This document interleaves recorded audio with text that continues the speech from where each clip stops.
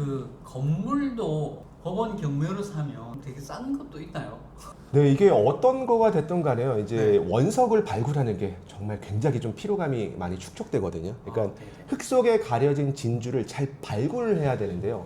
그게 이제 부동산의 도매 시장이라고 부르는 이 법원 경매 시장에서도 나옵니다. 그러니까 이 법원 경매의 장점은 일단은 일반 시세보다 저렴하다는 거, 그 저렴하다라는 거의 기준점, 그 최초 시작가가요, 이제 감정 가격을 기준으로 시작이 되고, 그 감정 가격에서 서울시 기준으로 1회 유찰될 때마다 20%씩 이제 하향 조정이 됩니다. 네네. 뭐 가령 10억 원짜리의 건물이 경매 시장으로 나왔다. 그럼 감정가가 예를 들어서 한 8억 정도가 된다. 그럼 8억 원에 1회 유찰되면 얼마죠? 네, 20%가 하향 조정됩니다. 그리고 20%에서 또 한 번 유찰이 되면 40%가 이제 더 디스카운트가 되는 거기 때문에 그 유찰된 것들에 대한 권리 분석을 잘 하고 들어간다고 하면요, 흑마를 낳을 수 있는 그 진주를 찾을 수 있지 않을까 생각합니다.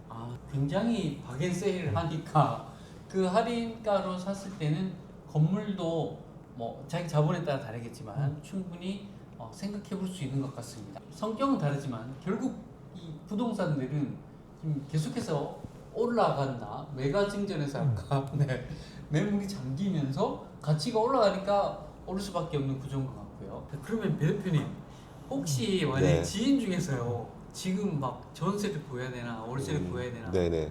아니면 내가 뭐 뭔가를 살 수 있나 뭐 이런 것들을 혹시 물어본다면 네. 딱 우리 조카라 생각하고 답변해 주신다면 어떤 조언을 해줄 수 있을까요?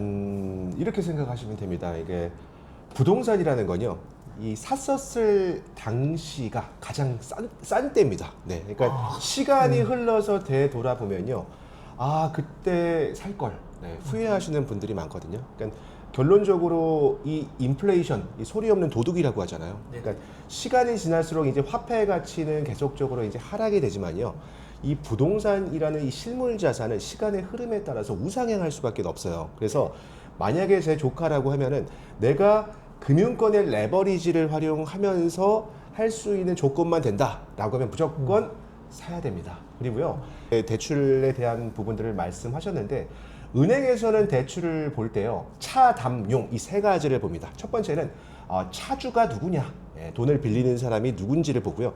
두 번째 담보 가치를 봅니다. 이 부동산에 대한 담보 가치가 어느 정도가 되는지. 그리고 세 번째가 자금의 용도를 보는 겁니다. 그 세 가지를 기준으로 대출 금리가 산정이 되는데요.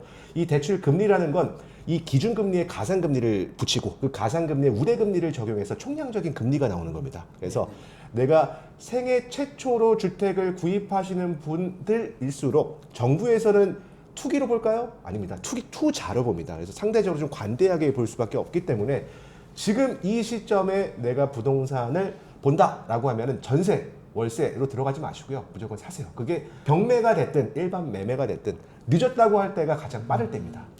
제가 그 어떤 댓글을 보고 진짜 좀 그랬었는데 그 아직도 그 대출을 두려워하는 사람들이 꽤 많더라고요. 그래서 그 댓글을 보니까 결국 그래서 빚내라는 얘기냐 이렇게 하시더라고요. 그래서 네. 그 지금 이 레버리지를 빚이라고 생각하는 거에 대해서 한 말씀씩 좀 부탁드립니다. 저는 레버리지를 네. 빚이라고 생각을 하지 않습니다. 예를 들어 서울 규제지역 같은 경우는 2년 보유 2년 거주하면 12억까지는 비과세, 양도소득세라는 게 비과세가 있고 일반 과세가 있고 중과세가 있잖아요. 비과세 항목에 들어갑니다. 그러면 2년 뒤에 내가 이 물건을 팔았을 때는 빚도 제가 갚게 되는 거예요. 그러니까 이 빚, 레버리지를 이용하는 걸 두려워하실 필요는 전혀 없다고 저는 생각을 합니다. 오히려 그걸 적절히 잘 활용하시는 게 훨씬 더 좋습니다. 네. 어떻게 생각하세요? 저도 뭐 교수님의 말씀에 뭐 100% 공감을 하고요. 이 레버리지라고 하는 것은요, 부의 추월 차선으로 진입할 수 있는 지렛대라고 보시면 돼요.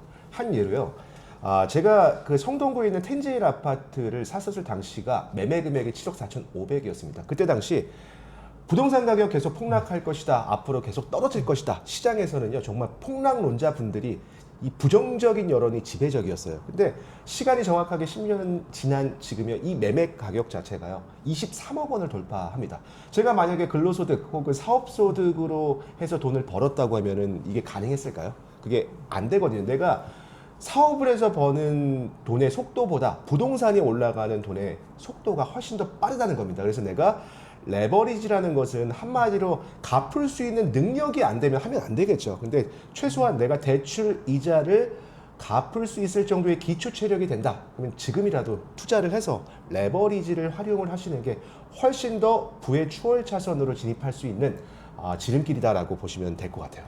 네, 아무래도 이제 그 돈을 벌어서 이제 내 돈으로 살려고 하면 이게 올라가는 속도를 못 따라가다 보니까 그때 잠깐 설명해 주신 적이 있는데 제 월급이 만약에 뭐 200 벌다가 210으로 올랐으면 그때 건물 가치는 그거보다 더 가파르게 올라갔다라는 거거든요. 그러니까 못 따라잡는 거죠. 결국. 그리고 하나 여러분들 좀 제가 팁을 드리면요. 요즘 막 유튜버 분들이 간혹가다 좀 잘못된 정보들을 주시는 경우들이 많으시더라고요. 물론 이게 이제 보통 이 부동산 누구나 이제 인간 같은 경우는 그 탄생과 죽음 그리고 기억이라는 이게 세 단계의 사이클이 있는 것처럼 이 부동산 투자 같은 경우는요. 취득, 운용, 처분이라는 그 세 가지에 대한 사이클이 있습니다. 근데 보통 이 개인으로 부동산을 취득하는 경우는요, 양도소득세 구간 8단계 초과 누진세율 구간이 적용이 돼서 세금을 많이 내요. 근데 이제 그거를 어떻게 보면 이제 활용하는 방법 중에 하나로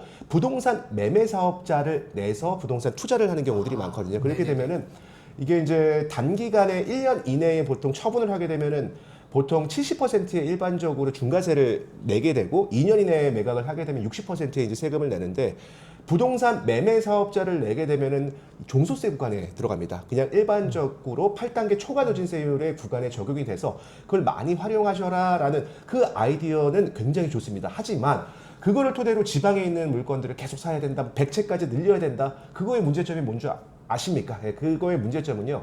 나중에 엑시트를 하는 것까지 그림을 그리지 못한 상태에서 취득, 운용까지만 보기 때문에 잘못된 판단이 될 수 있다는 거예요. 그래서 내가 부동산 투자를 한다. 그러면 취득, 운용, 처분 이 세 가지 사이클을 다 그리셔야 되고요. 과연 내가 이 처분을 한다라고 했을 때 언제든지 팔릴 수 있는지 황금성적인 측면으로 좋은 것인지 결론적으로 부동산은 입지거든요. 좋은 입지에 얼마만큼 싸게 잘 사느냐 거기서부터 시작이 되는 겁니다.